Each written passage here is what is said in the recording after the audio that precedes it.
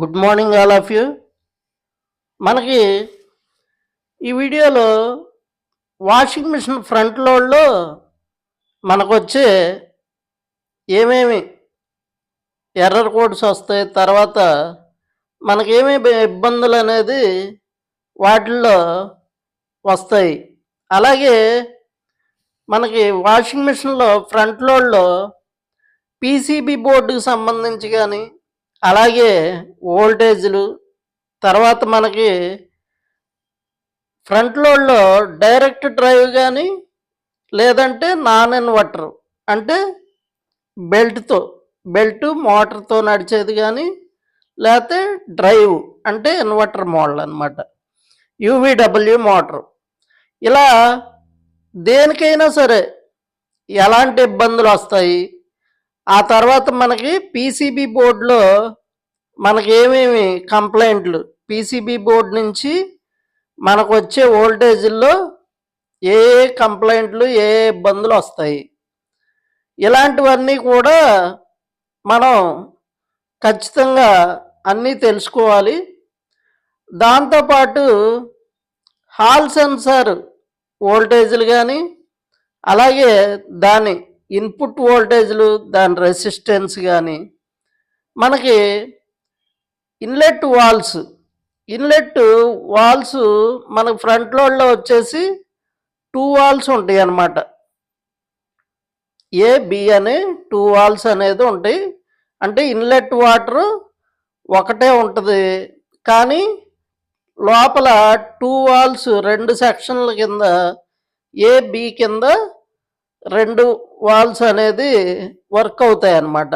వాటి గురించి, అలాగే మనకి ప్రెజర్ సెన్సార్లో వచ్చే ప్రాబ్లమ్స్, తర్వాత మనకి డ్రమ్లో వచ్చే కంప్లైంట్లు, తర్వాత మనకి డ్రమ్ము బ్రాకెట్లో వచ్చే కంప్లైంట్లు, స్పైడర్ కంప్లైంట్లు కానీ, స్పైడర్ సెట్ అంటే బేరింగ్లు, మనకి బేరింగ్ సీల్ కంప్లైంట్లు, అలాగే డ్రమ్ సీల్ కంప్లైంట్లు కానీ, ఇలా 1 by 1 ఏంటంటే ప్రతిదీ కూడా మనం అన్నీ కూడా తెలుసుకుంటే మనకు ఫ్రంట్ లోడ్ వాషింగ్ మిషన్ చేయడం చాలా ఈజీ అండి.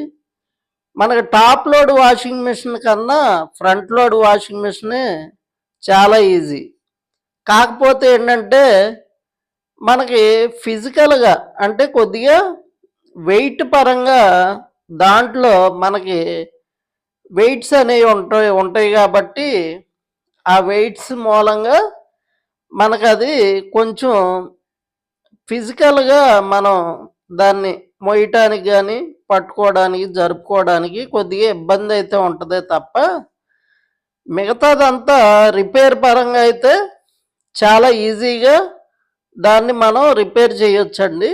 కాకపోతే ఏంటంటే మనకి దాంట్లో వచ్చే వోల్టేజ్లు అనేది కంపల్సరీ తెలియాలన్నమాట. వోల్టేజ్లు తెలిస్తేనే మనం దాన్ని ఈజీగా హ్యాండిల్ చేయడం జరుగుద్ది. తర్వాత మీకు ముఖ్యమైన ఇంపార్టెంట్ విషయం ఫ్రెండ్స్, చాలామంది నాకు స్టూడెంట్స్ కొత్త వాళ్ళు ఫోన్ చేసి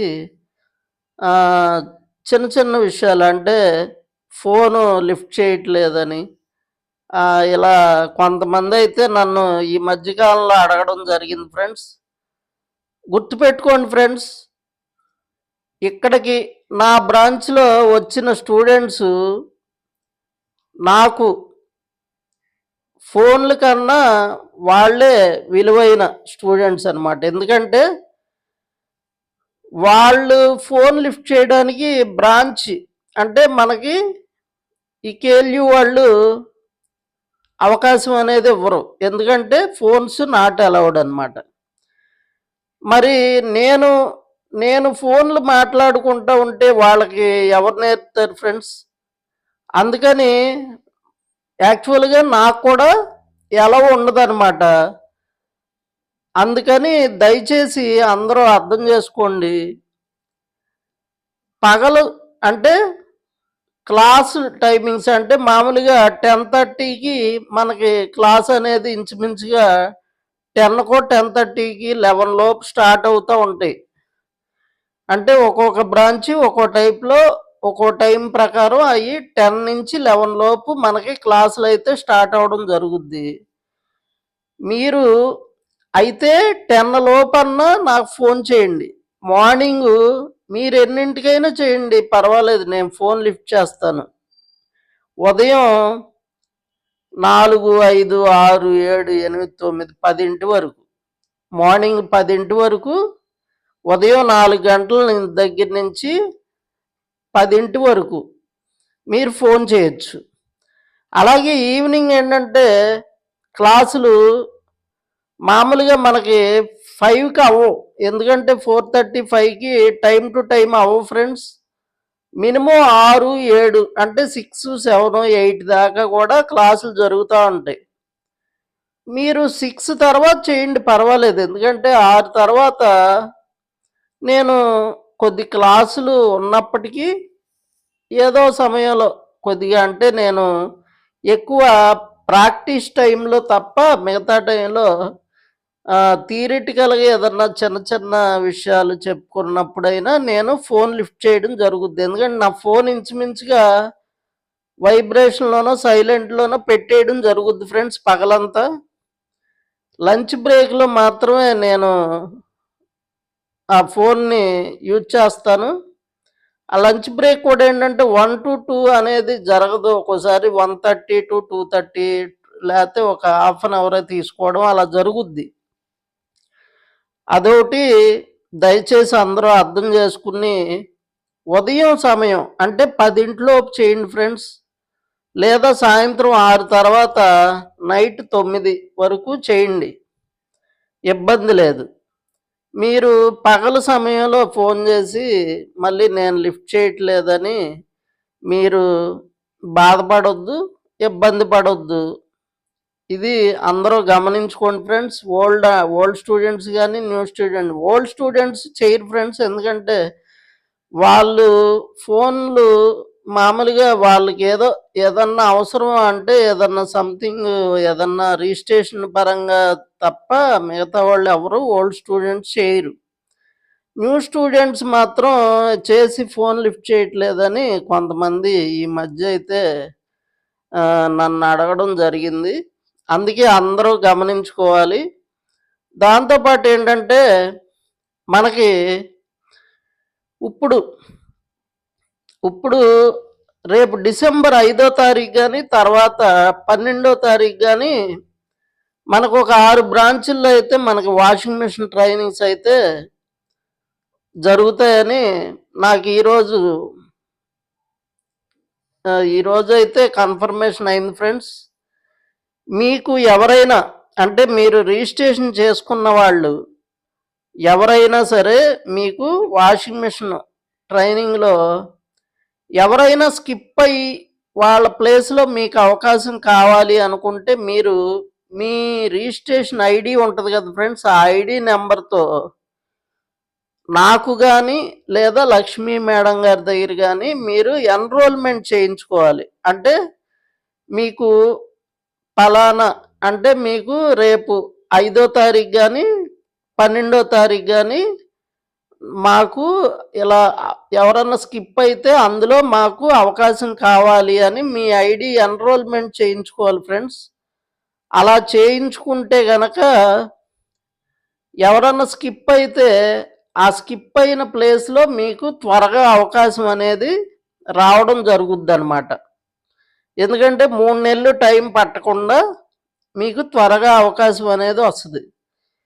మీరు అది ఎప్పుడు చేయించుకోవాలి అంటే మీకు 12వ తారీఖు, అంటే 12వ తారీఖున బ్యాచ్కి అయితే కనుక మీరు 2వ తారీఖు, అంటే మనకి డిసెంబర్ 2 లోపే మీరు ఎన్రోల్మెంట్ చేయించుకోవాలి. అదే కనుక 5వ తారీఖుది అనుకోండి, 5వ తారీఖుదైతే ఈ నెల 29, అంటే ఇంచుమించుగా ఈరోజే లాస్ట్ డేట్ అనమాట మీరు ఎన్రోల్ చేయించుకోవడానికి సమయం అనమాట.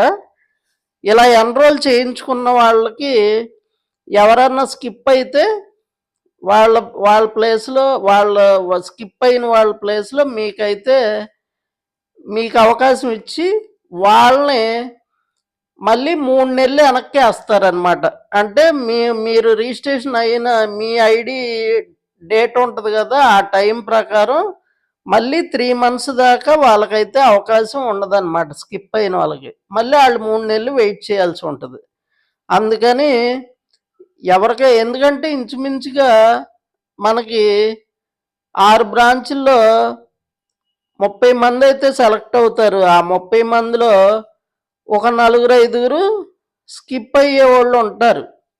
ఆ స్కిప్ అయ్యే వాళ్ళ ప్లేస్‌లో మీరు ఎన్రోల్‌మెంట్ చేయించుకుంటే మీకైతే త్వరితంగా అంటే 3 నెలలు వెయిట్ చేయకుండానే త్వరగా మీకు అవకాశం అయితే దొరుకుద్ది ఫ్రెండ్స్. ఒకవేళ అవకాశం వస్తే వస్తది. లేదంటే మీకు నెక్స్ట్ అవకాశం వచ్చినప్పుడు మీకు మళ్ళీ మీకు ఇంటిమేట్ చేస్తారు. మళ్ళీ మీరు అది ఎన్రోల్‌మెంట్ చేయించుకోవచ్చనమాట అలా. అలా గనక మీకు కావాలి అంటే త్వరగా అవకాశాలైతే వస్తాయన్నమాట. తర్వాత మనకైతే వాషింగ్ మిషన్ రిపేర్ ట్రైనింగు ఈ అప్లికేషన్స్ అయితే మనకి క్లోజ్ అయిపోతున్నాయి ఫ్రెండ్స్. ఈ డిసెంబర్ 2వ తారీఖు వరకే అప్లికేషన్స్ అయితే అవైలబుల్ ఉంటాయి. ఆ తర్వాత అయితే మనకి ఇంకా ఈ సంవత్సరానికైతే వాషింగ్ మిషన్ అప్లికేషన్స్ అయితే క్లోజ్ చేసేస్తున్నారు. మీరు ఎవరైనా రిజిస్ట్రేషన్ చేసుకున్న వాళ్ళు ఎవరన్నా ఉన్నా కానీ మీరు డిసెంబర్ 2 లోపు చేయించుకోండి. ఆ తర్వాత అయితే మళ్ళీ మనకి ఇక ఈ సంవత్సరానికైతే అప్లికేషన్స్ అయితే అవైలబుల్ ఉండవు.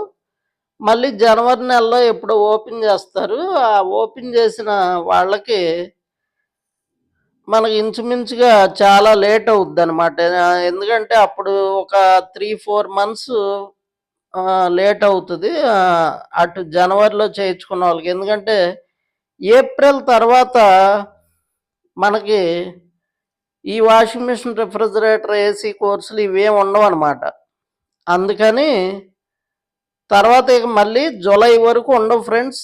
ఆ టైంలో ఎక్కువగా పీసీబీలు అలాంటి ప్యూరిఫైర్ చిమ్నీ ఓవెన్స్ అలాంటి ట్రైనింగ్స్ జరుగుతూ ఉంటాయి అన్నమాట ఎక్కువగా. అందుకని ఇది అందరూ గమనించుకుని ఎవరైనా రిజిస్ట్రేషన్ అయ్యేవాళ్ళు డిసెంబర్ 2 లోపు మాత్రమే అవ్వండి. డిసెంబర్ 2 తర్వాత అయినా మీకు ఉపయోగం ఏమి ఉండదనమాట మీకు. ఎందుకంటే బాగా ఎక్కువ టైము లాంగ్ టైం అనేది గ్యాప్ అనేది రావడం జరుగుద్ది అనమాట. అది తర్వాత మనకి ఈ ఫ్రంట్ లోడ్ వాషింగ్ మిషన్లో అసలు ఏమేమి కంప్లైంట్లు వస్తాయి అంటే ఎర్రర్ కోడ్స్ మనకి అన్ని టైంలో రావు. మనం వాటిని 10 నిమిషాల్లో ప్రాబ్లం రెక్టిఫై చేయాలి అలా. ఇవన్నీ కూడా మీరు అవన్నీ ప్రాక్టికల్గా నేర్చుకోవాలి ఫ్రెండ్స్. థియరిటికల్ కాదు, ప్రాక్టికల్ కూడా చాలా అవసరం అనమాట. ప్రాక్టీస్ లేనిదే మనకి ఏది పూర్తిగా రాదనమాట. ప్రాక్టీస్ చెయ్యాలి. ప్రాక్టీస్ చేస్తే మీరు 80% సక్సెస్ని సాధిస్తారు. అలాగే ఏంటంటే మీరు ఎక్కడైనా ట్రైనింగ్ తీసుకునే వాళ్ళు ఎక్కువ మంది ఉన్న చాట మీరు ట్రైనింగ్ తీసుకోకండి. ఆ ట్రైనింగ్ తీసుకోవడం వల్ల మీకు వర్క్ రాదనమాట. అది తక్కువ మంది ఉండాలి ఫ్రెండ్స్. ఎందుకంటే మ్యాక్సిమం ఒక 6 నెంబర్స్ మించి ఉండకూడదనమాట. 5 to 6 నెంబర్స్ ఉంటే మీకైతే ఫ్యాకల్టీ మిమ్మల్ని పూర్తిగా చూసి మీకు ట్రైనింగ్ ఇవ్వడానికి ఆ ఫ్యాకల్టీ అనేది ఖచ్చితంగా మీకు ట్రైనింగ్ ఇవ్వగలుగుతాడు. ఆ తర్వాత ఇన్స్టిట్యూట్ జాయిన్ అయ్యే ముందు కూడా మీరు ఆ ముందు బ్యాచ్లు ఎవరైతే మనకు 3 మంత్స్ ముందు మనం ముందు బ్యాచ్లు ఎవరైతే ట్రైనింగ్ అయ్యి ఉంటారో వాళ్ళ రెఫరెన్స్ అనేది తీసుకోండి ఖచ్చితంగా. రిఫరెన్స్ తీసుకోకుండా జాయిన్ అయ్యి వాళ్ళు ఏం నేర్చుకున్నారో ఏంటి, అక్కడ వచ్చిందా రాలేదా అనేది తెలియకుండా గుడ్డిగా ఏ ఇన్స్టిట్యూట్లకి వెళ్ళవద్దు. ఎంత చెప్పినా కానీ వినట్లేదు జనాలు. హైదరాబాద్ వెళ్ళి ఆల్రెడీ పాత స్టూడెంట్లు కూడా వెళ్ళి మోసపోతున్నారు అనమాట. రీసెంట్గా మా స్టూడెంట్ చెప్పారు, 50,000 నష్టపోయారంట ఆయన వెళ్ళి. హైదరాబాదు అటు వెళ్ళి 50,000 రూపాయలు. ఇలాంటి ఇలాంటి ఎన్నో జరుగుతూ ఉన్నాయి. తిరుపతి వెళ్ళి తిరుపతిలో నేర్చుకుని, హైదరాబాద్లో నేర్చుకుని ఇలా. అందుకే నేను ఎన్ని ఎన్ని చెప్పినా ఈ స్టూడెంట్స్ మారట్లేదు. మెయిన్ ఏంటంటే